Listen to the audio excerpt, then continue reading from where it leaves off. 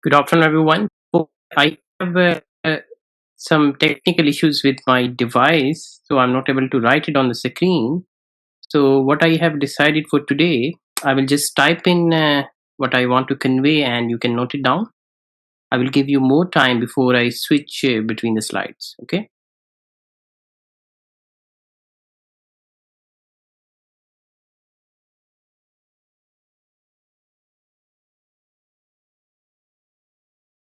Okay. Thank you, everyone, for your cooperation. This is the recording notice. This lecture is being recorded. If you have any concerns, you need to contact me, please. So, what we are going to start today,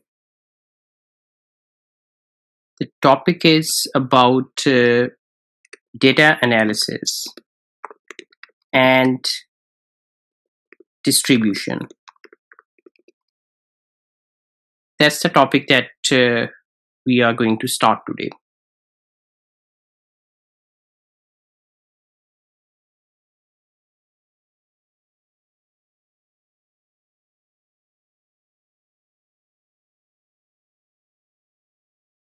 Now, what is this topic about?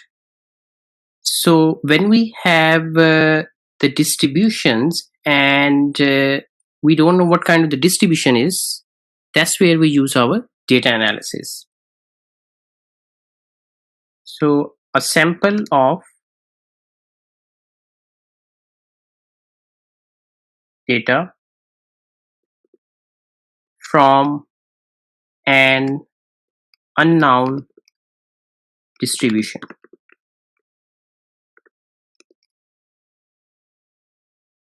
So we are not sure what is the distribution, and we want to assess and analyze that data. Based on that analysis, we can decide what kind of the distribution that data is following.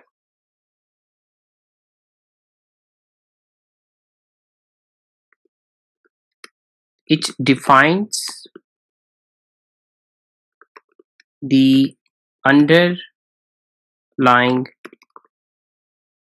distribution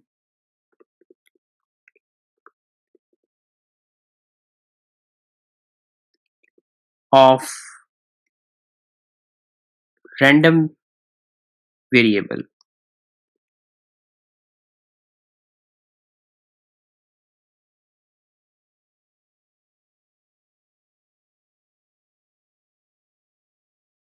From which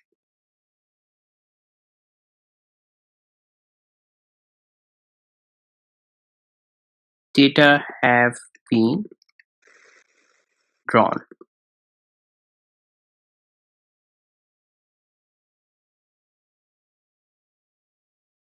So in the data analysis, it defines the underlying distribution of random variable from which data have been drawn.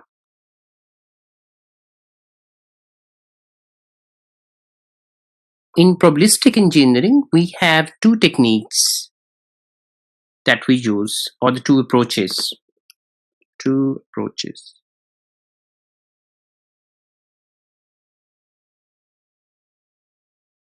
The first approach is called as the non-parametric approach.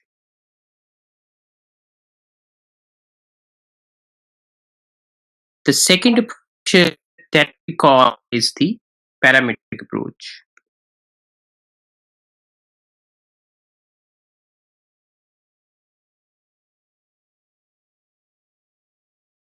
So what are the two approaches we have? The first is the non-parametric approach. The second is the parametric approach. Now I'm going to define both of these approaches and we will look on them one by one. I'm just trying to type it slowly so that you can note it down with me. So let's start with the first one, which is the non-parametric approach.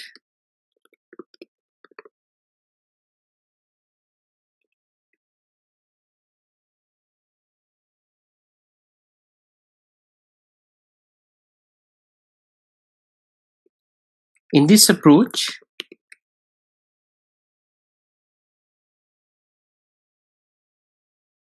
no assumption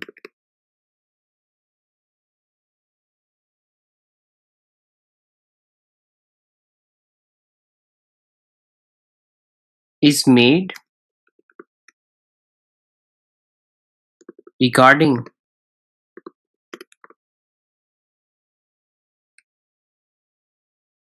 the distribution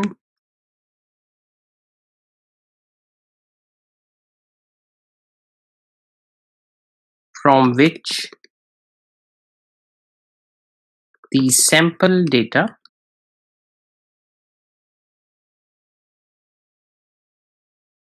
has been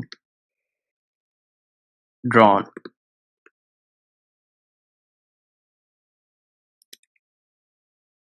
So in non-parametric approach, no assumption is made regarding the distribution from the sample data has been drawn. This is also called, there is a second name for this. This is also called distribution free approach. That's because we don't assume about the distribution in this method.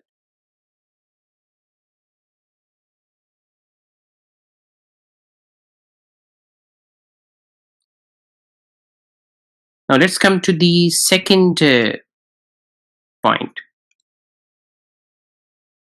The second is your parametric approach.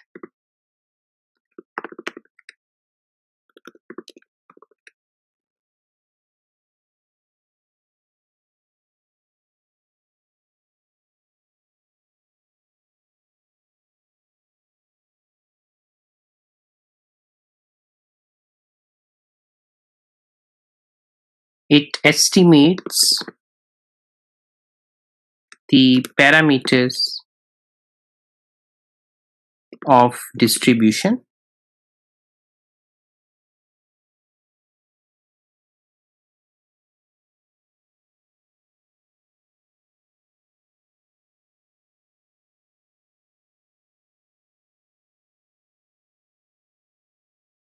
and determine the type of distribution.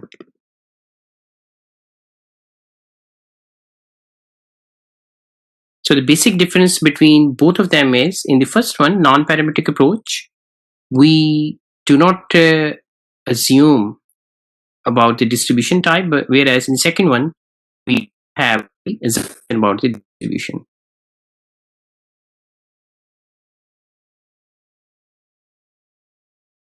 Now this non-parametric approach is what we are going to start today.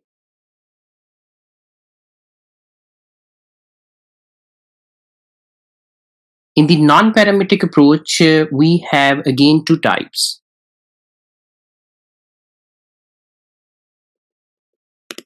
For non-parametric approach, we have two types.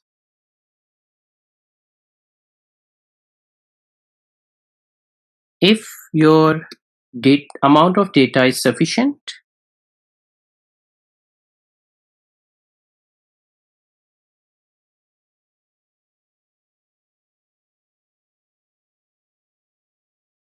now by that I mean to say, if your number of data is greater than 20,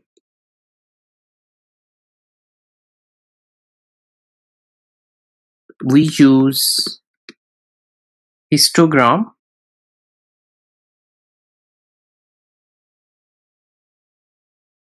or this is also called as the frequency diagram to determine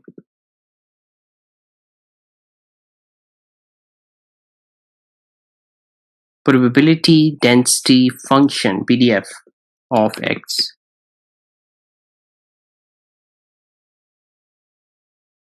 So in non-parametric approach, we have two things. One is if we have sufficient data, which means the data points are more than 20, we use histogram approach or the frequency diagram, and we determine the of x. The second type of non-parametric approach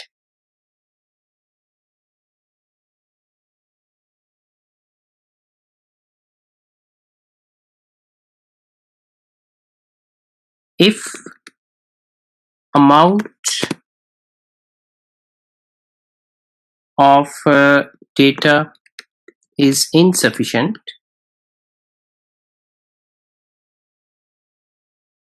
we use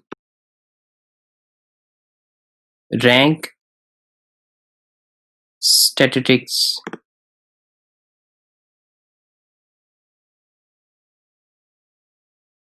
to determine cumulative density function CDF of x.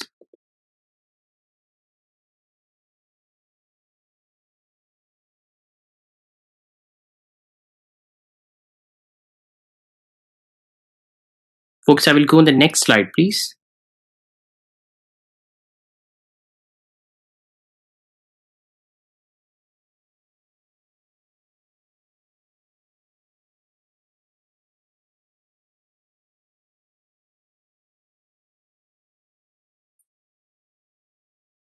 Now I'm going to draw a sample of the data from a random variable, and I will discuss that with you. So let's assume we have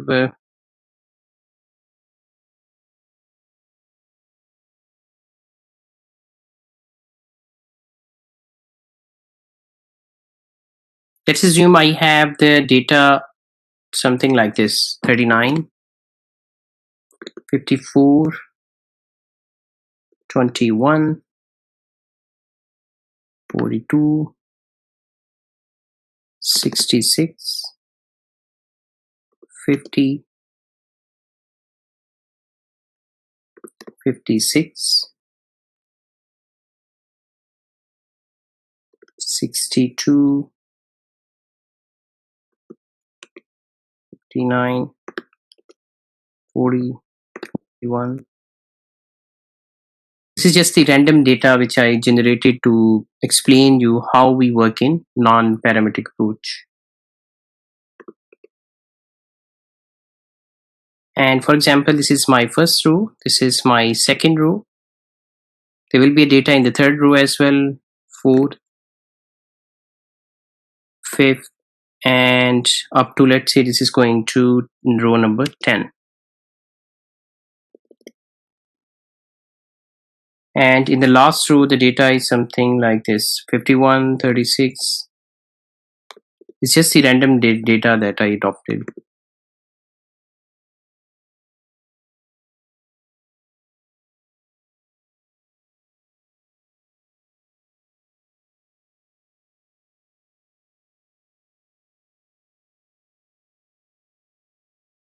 Now on the top of this, I have seven columns here. Column number 2, 3, 4, 5, 6, and 7. If I want to see how much is my data here, so the total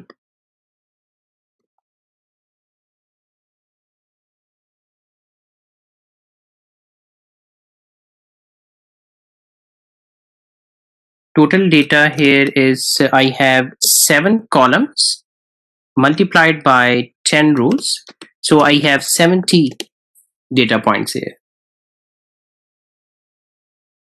Now let's say I want to apply the histogram method on this data to find out its distribution. How we proceed? So to draw histogram,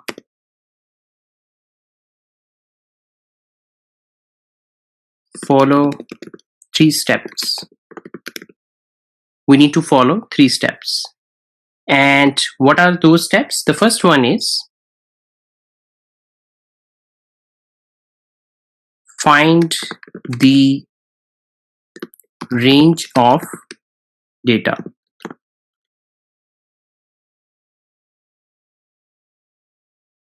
The range of data is denoted by R,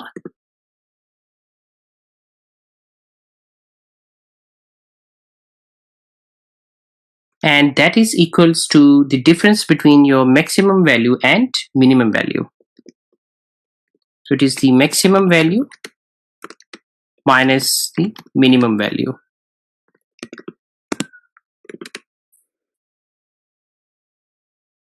So what you need to do, you will go back to your table here and find out what is your maximum value. Out of this whole table, maximum value of 84.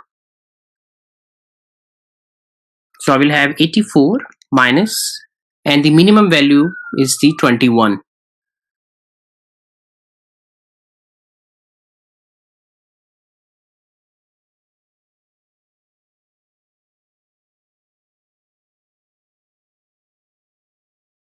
In the second step, we need to find out the interval width.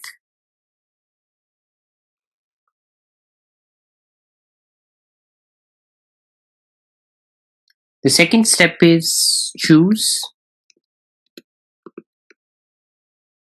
an interval width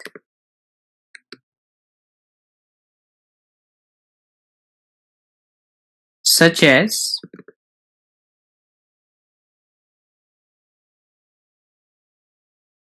data can be divided into groups. That is my second step.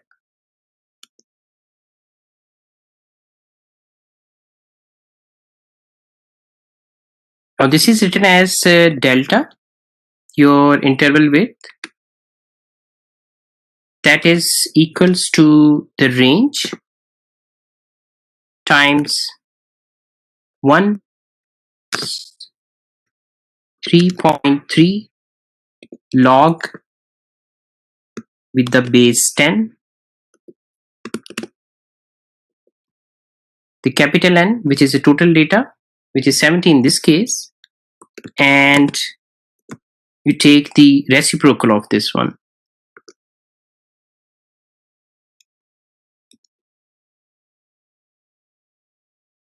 That's how you find out your interval width.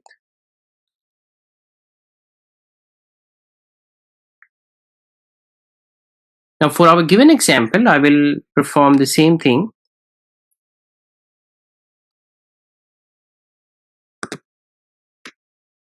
So my R value is 63, which I just find out, times 1 plus 3.3. We will take the log base 10 of 70 and take the reciprocal of this one.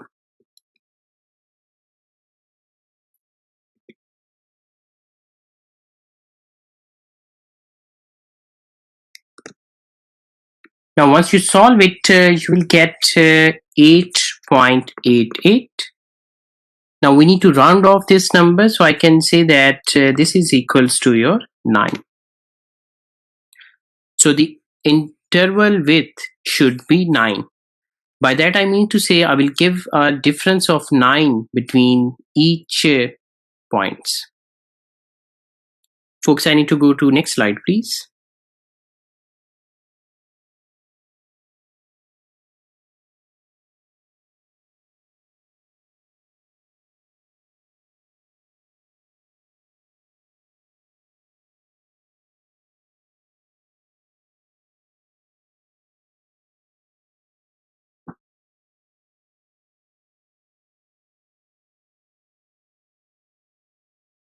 In this step, the third step, in the step number 3,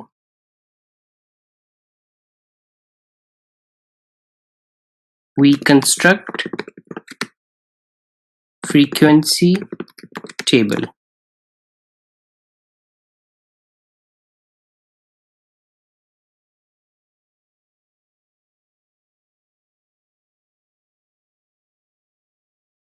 Now I'm going to take 3 columns here, but I will fill only 1. I will come back to the I will come back to the third column, how we work on that.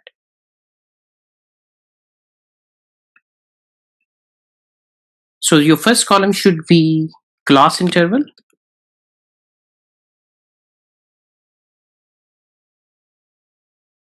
The second column is about the frequency, which is denoted as Ni. Just leave the third column. I will come back here and explain you what we add in that column. So if you allow me to go back on the previous slide, we find out that our delta value, which is interval width, was 9. So I will start to provide the difference of 9 starting from 0 until I reach my maximum point, or more than that even. So my first should be from 0 to 9.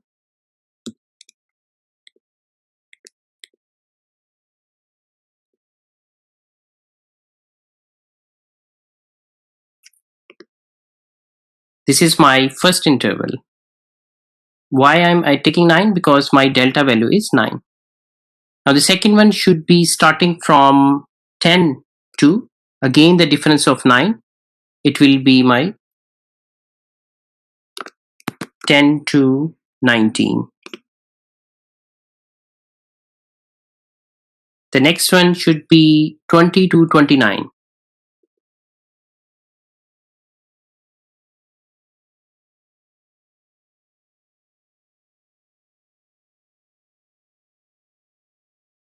This one should be 30 to 39.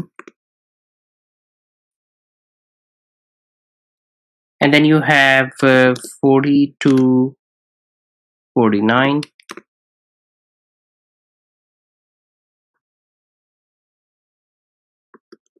It will be 50,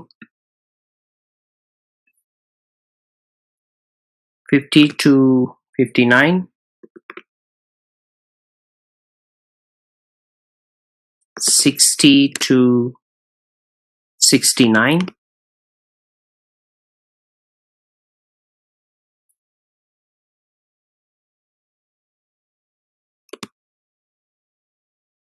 then you have the 70 to 79,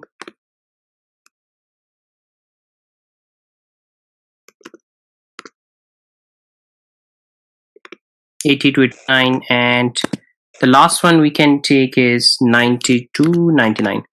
Now, why did I stop on this number? Because my maximum number in my data point was 84, so I just take one value above that.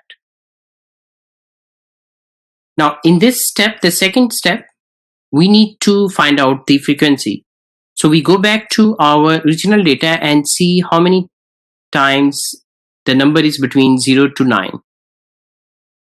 So my minimum value in the data is 21. So this means there will be no data point between 0 and 9. So I can write it down 0 here.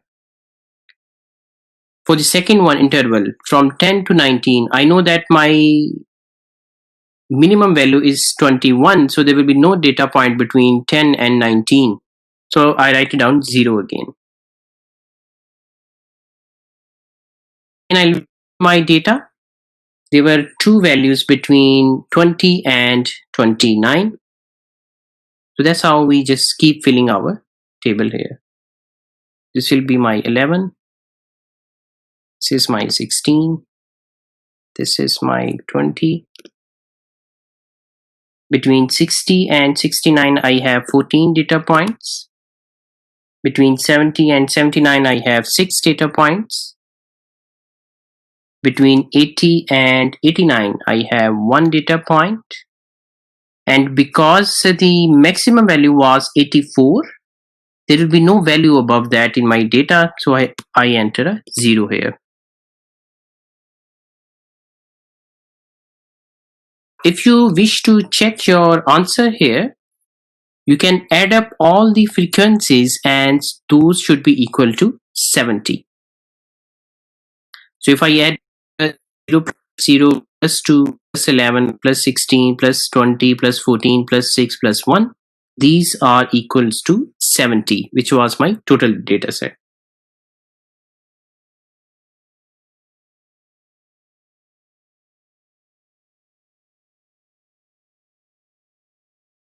Folks, I need to go to the next slide, please.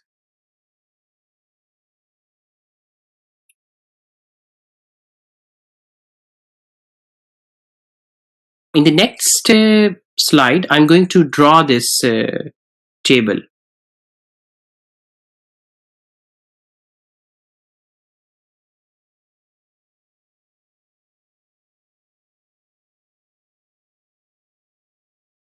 I'll try to use my Mac if I can use this pad. Okay. So my data points here, this is my graph between my values.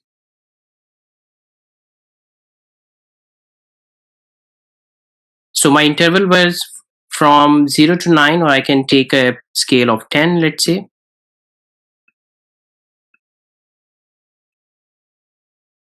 And then the 20. Then the next one will be 30.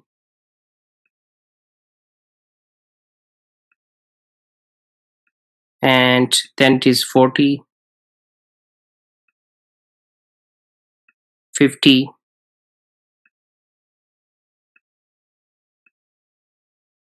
and so on.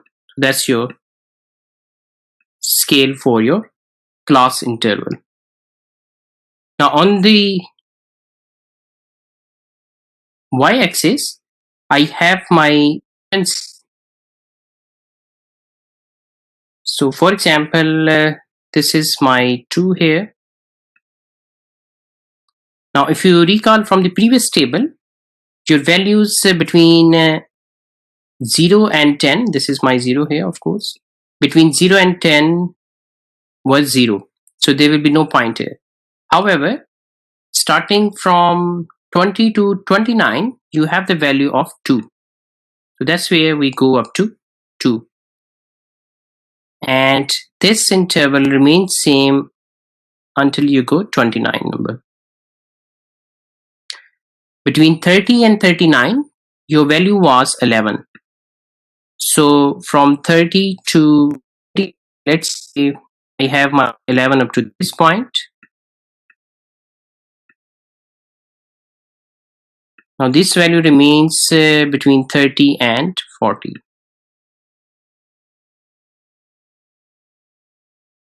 That's how you develop your histogram for them. Now between the interval of 40 and 49, it should be 16. So because it is 11 at this point, I go a little bit above, and for example, this is value is my 16 here. And then this should remain same until I reach my 50.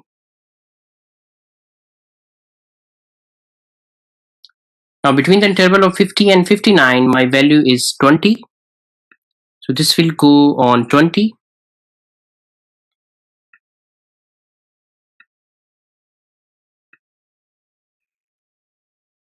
For example, this is here, and this is my 60 here. And this interval remain the same until it reaches the 60 value. Or you can use Microsoft Excel to draw your histogram here. Now I will draw one more point only. So for 70, between 60 and 69, I have 14. The frequency was 14 in the previous table. So this should drop now up to 14. That is my 16 point, and I will take approximately here as a 14. That is how your points comes for 70. So let's assume this is my 70 here. Right? So this is your histogram for your given problem. Now, a couple of things you need to keep in mind. If you have large delta, you will find a histogram. Now this one you need to complete up to the 99, okay? I'm just leaving it here. If you have a large delta, if you have a large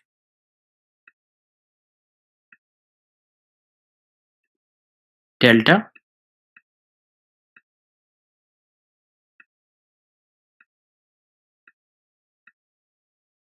you should avoid it because it will show you something very large histograms like this. However, you should also avoid if you have a very small delta. Now, what will happen if you have a very small delta? So you will have a series of spikes which can confuse you. So you might have something like this, a very small delta values.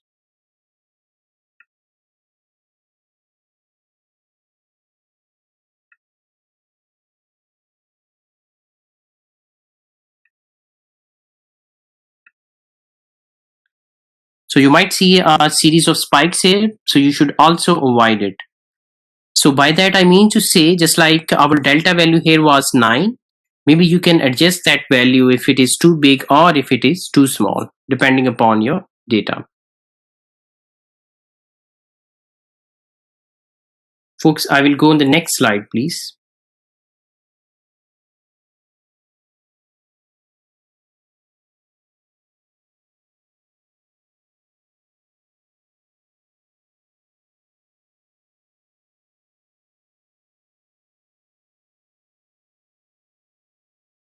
A crude method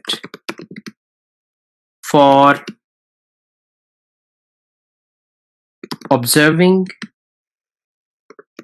how well a noun distribution describes a data set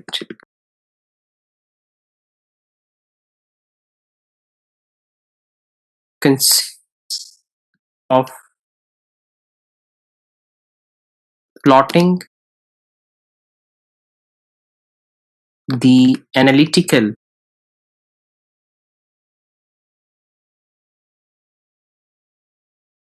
form of the distribution.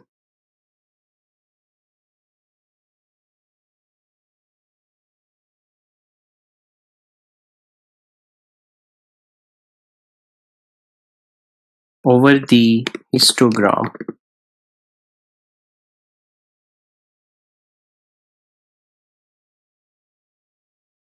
A crude method for observing how well a noun distribution describes a data set consists of plotting the analytical form of the distribution over the histogram.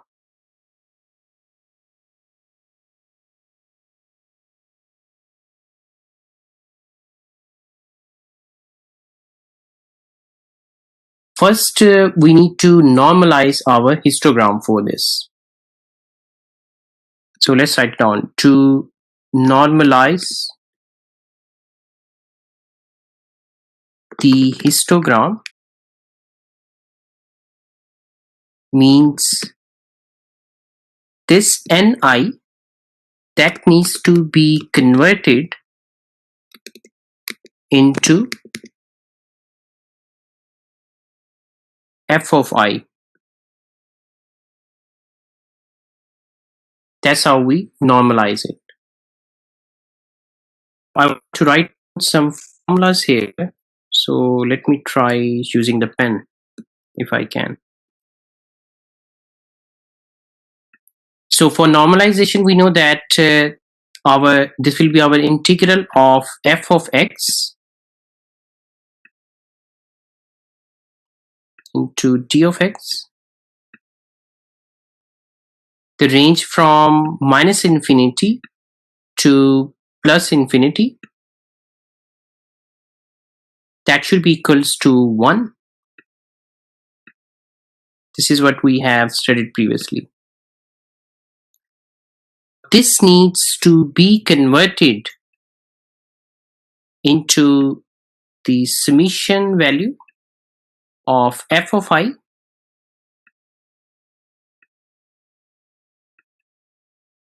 for all I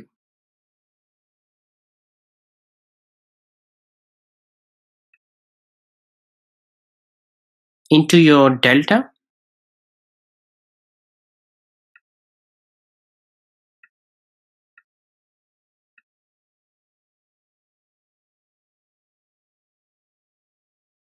This is the delta actually.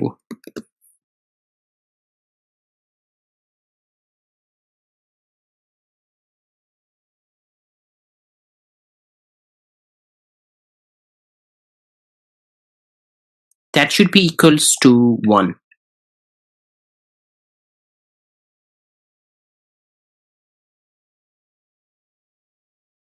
This f of I is what we call as the normalized frequency.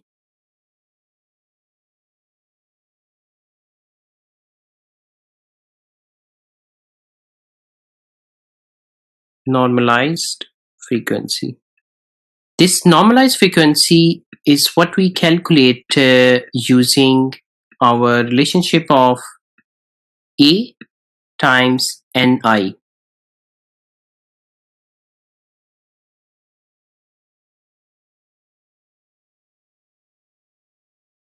In this equation, my A is what we called as the proportionality constant. If I apply this definition over here, I can write it down that will be the summation of your Fi. Fi is A and I. This will be A and I times your delta.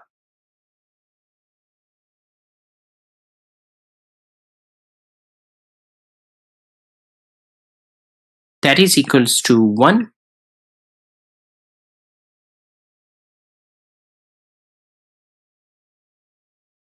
Once you solve it for your A value, which is our constant, we get A is equals to 1 over delta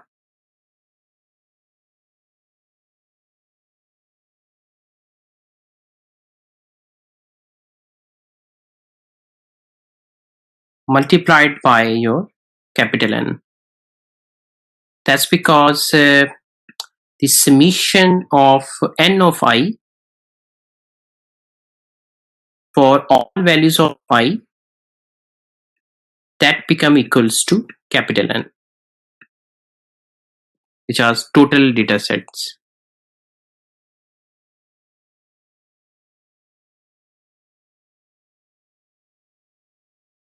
Now for the example that we are taking so far, let's find out the value of the proportionality constant for that.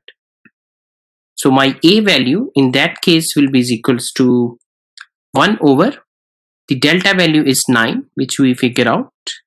And we know that there are 70 total data points. So I multiply it by 70. Once I solve it, I find out that my A value is equals to 1.58 into 10 raised to power minus 3.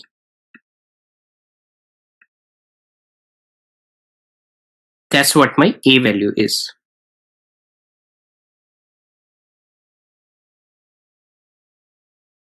So this will become my f of I, which is a normalized frequency. That should be equals to my proportionality constant, the value of which is 1.58 into 10 raised to power minus 3.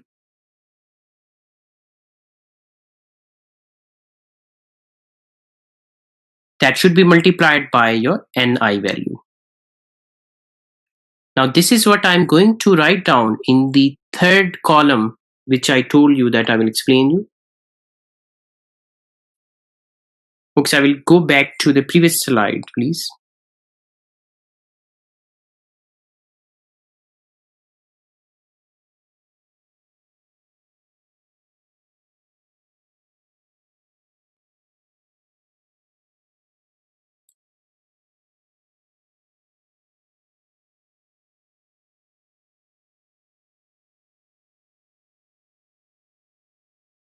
So what will be my next step here?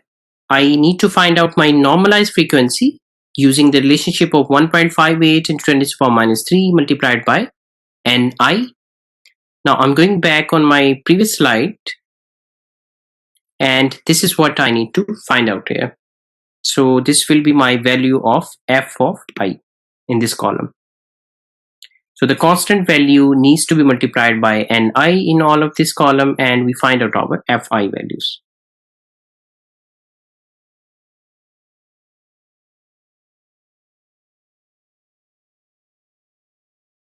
So this will become 0, this will become 0. So that should be equals to 0.58 into 10 raised to power minus 3 multiplied by 2. And the same process goes for the rest of the things. So this will be my column of the normalized frequency. Now once you have the normalized frequency, you just draw your histogram again.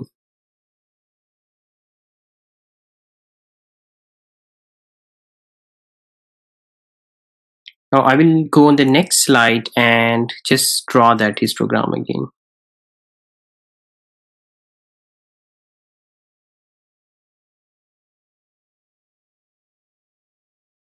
Now I'm going to draw the value between f of I and my xi values. This is my xi.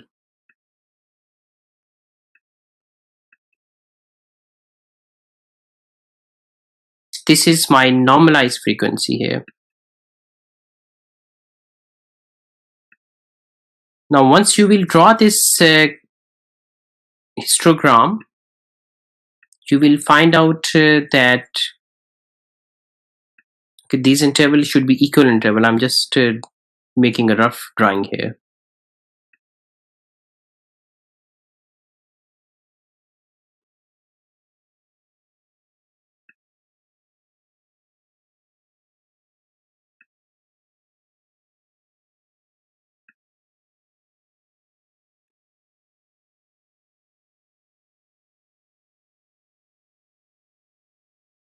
Now once you draw this histogram, you will find out that this shape is somewhat related to your normal distribution curve.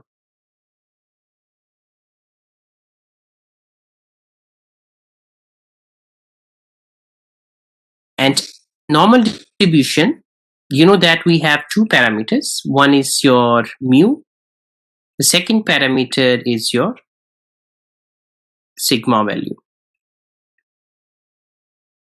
These two things are missing that we need to find out now.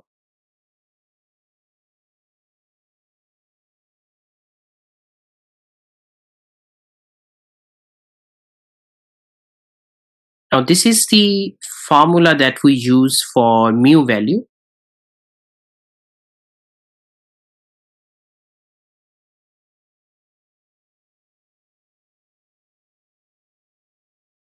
Summation of your xi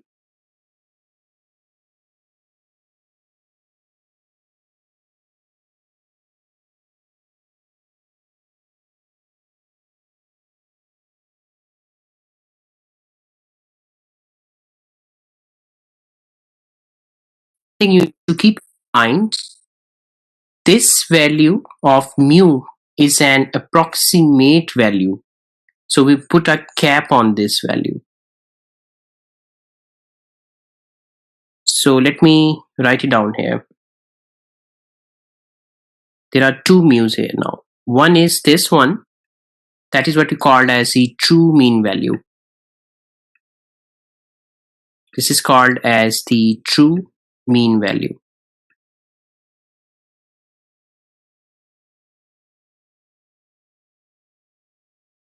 True mean value.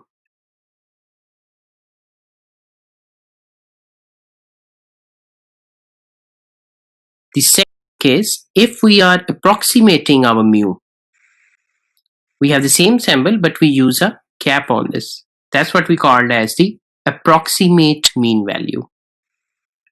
This is called as the approximate. I think maybe you can write down faster than what I'm doing here. Approximate mean value.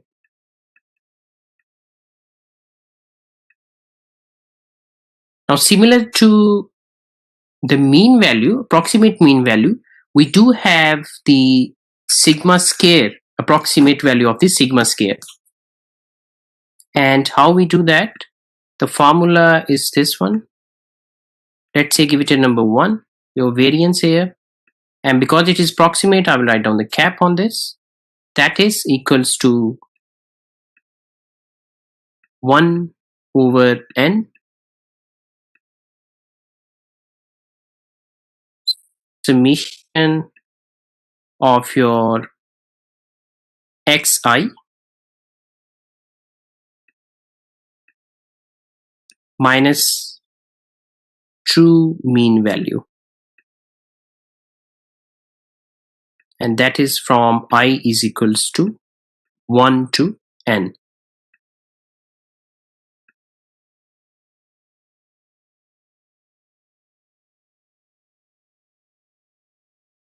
Now this equation we use when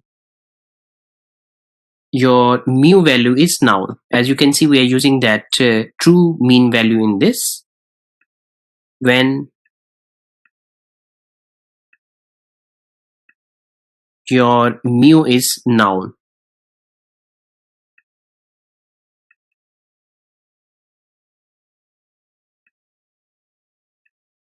However, if we don't know the true mean value, there is a slight change in this formula.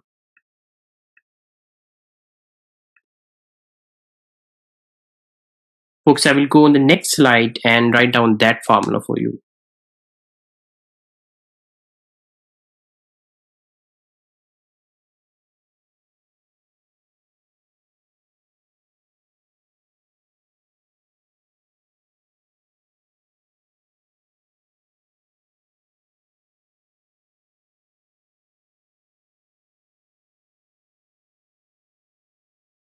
So let's give it a name of 2.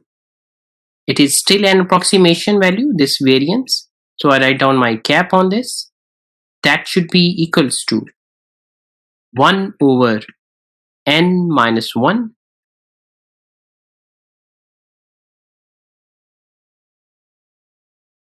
summation of x of I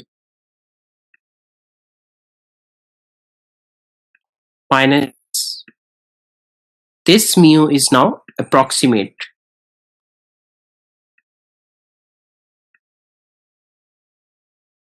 And I is ranging from 1 to n.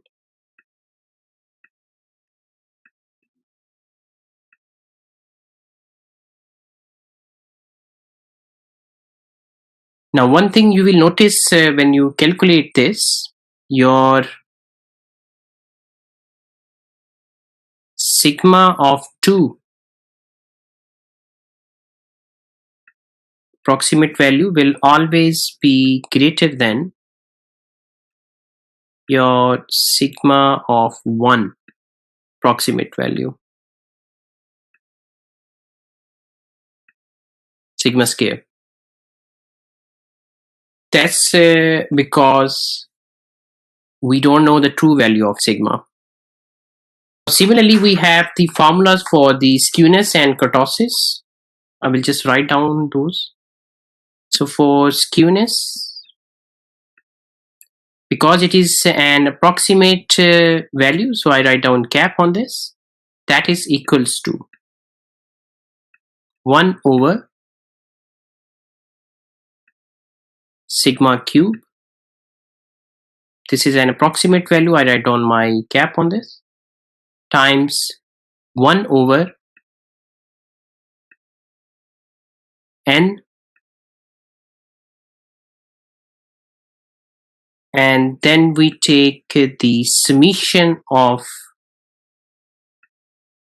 x of I minus mu cap,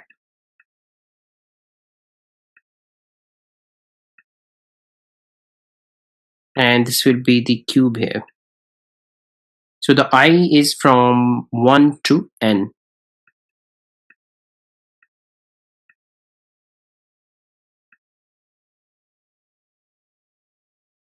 In terms of ketosis, the formula is Ku. And again, because this is an approximate value, I put my cap on this, is equals to 1 over sigma power 4 times 1 over n of summation of I from 1 to n for x I minus mu, and that's an approximate value, so I put a cap on this as well, power 4.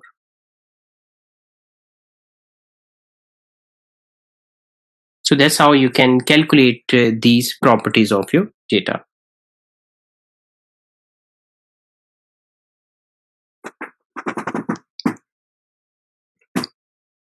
Folks, I will go on the next slide, please.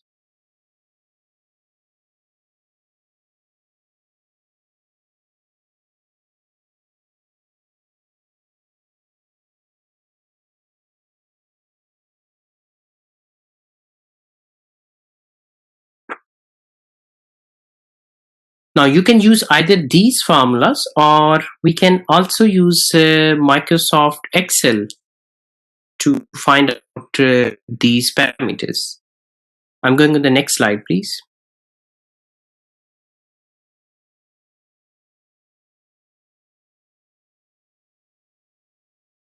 For example, that data set that I just wrote down in the second slide, perhaps first or second. So we put that into Microsoft Excel, and I have, let's say, this is my column A, column B in Excel, and up to the last column should be G, because I have 7 columns for my data point. Similarly, this is my 1, 2, up to point 10.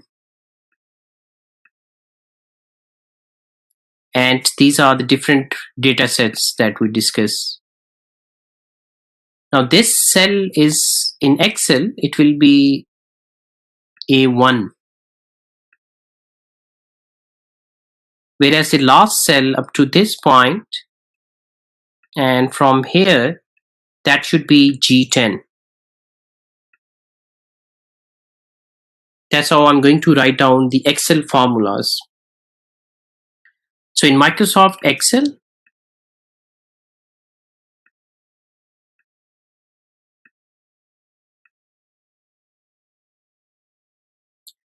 you can find out your approximate value of mu using the function of average, AV, ER,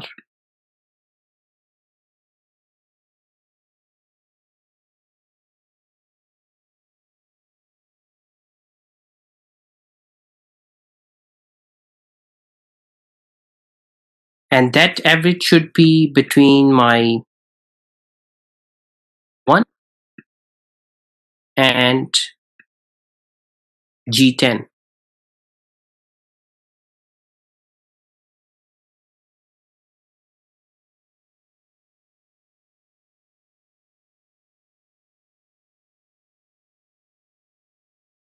Similarly, you can find out the variance in Excel as, this is my approximate value, of course, that is equals to VAR, the function of VAR,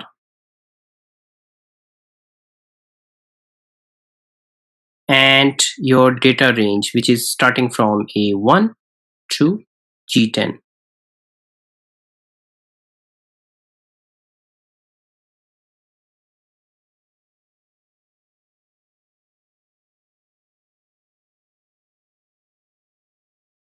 Skewness can find out as, this is my skewness, approximate value of the skewness, that is equals to SKEW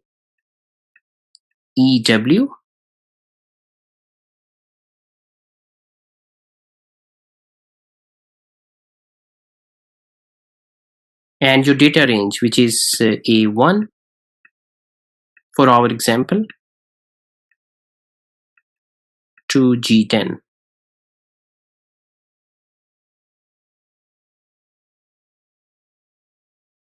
Similarly, the Ketoses can be find out using, this is an approximate value again, that is equals to KURT.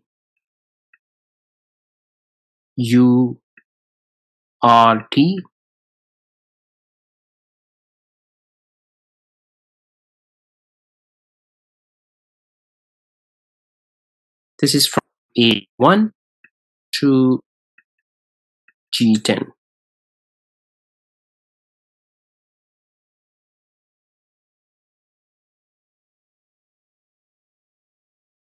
For our example that we just performed, I will just write down the results here. So my mu value for our example, that turns out to be 52.3,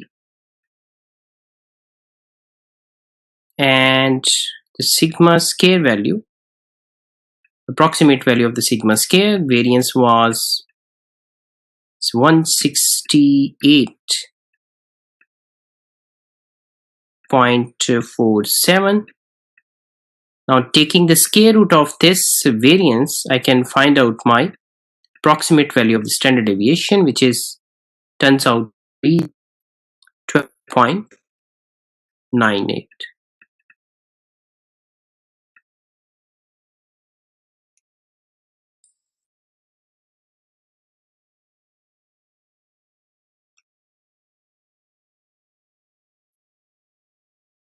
Folks, I need to change the slide and go back to histogram and show you these values there.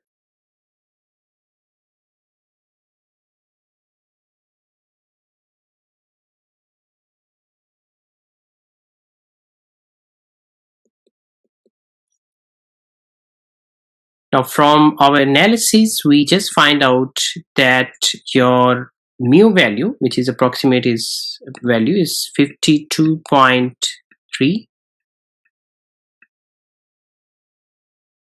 and our sigma value is 12.98.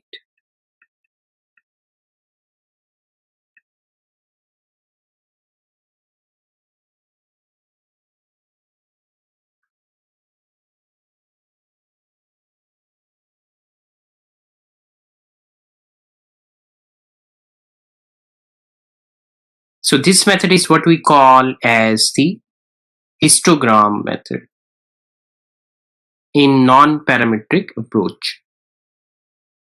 Now I will stop it here, and in the next lecture I will start rank method, in which we will find the CDF instead of the PDF values.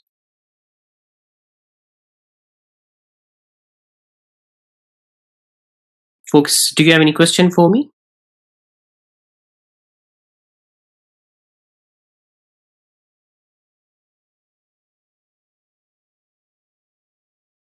Okay, so we have Don is asking not those interval of 10. Yes, those intervals are of 10. That's why the graph was drawing from 0 to 10, 10 to 20, and so on. This is asking what was A? A was your proportionality constant. I think I mentioned this or no. Let me write down.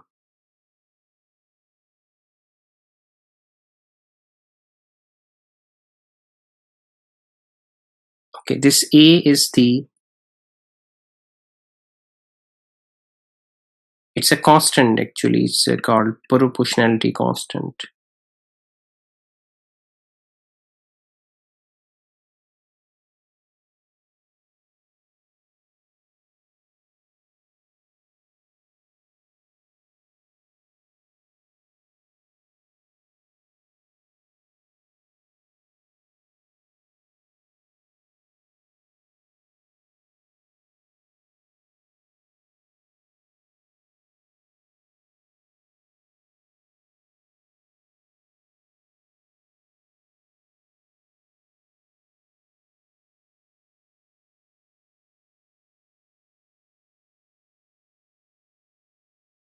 So A is my proportionality constant.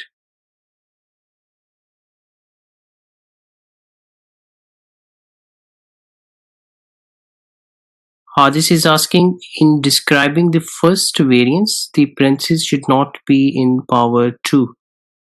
Okay, you need to point me out where. Is it the last slide, Hadis? In describing the first variance. Okay, let me go there.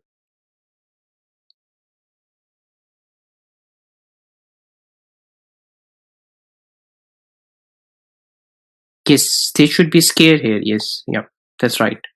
Is this what you're asking, right? Hadis? Okay, thank you for pointing out. Yes, they should be square here because we are talking about the variance. Thank you, Hadis.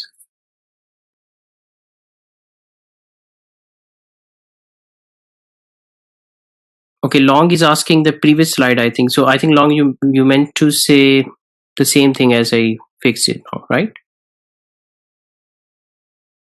Folks, I really apologize you. It was very last moment when my device was not able to work. So instead of canceling the lecture, I thought at least we can have something.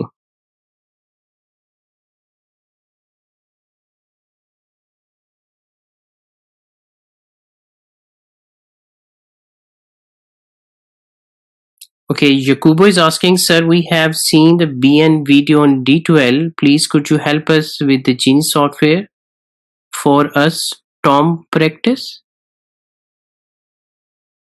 We will by that.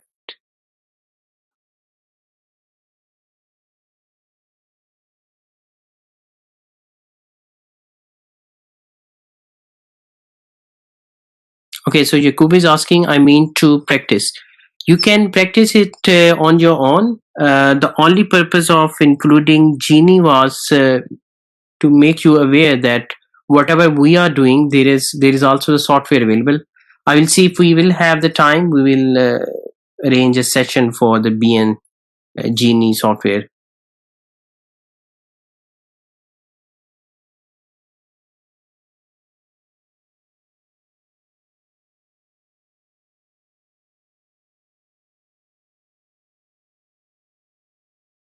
Folks, do you have any more questions for me?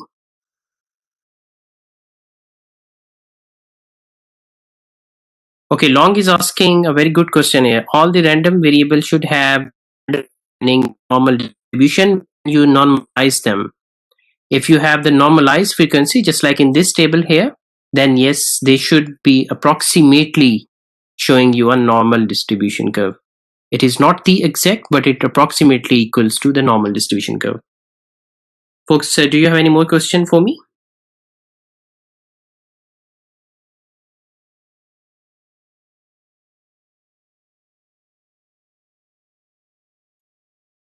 Thank you very much, everyone, and see you on Thursday. I hope and have a good voice with me for the next lecture.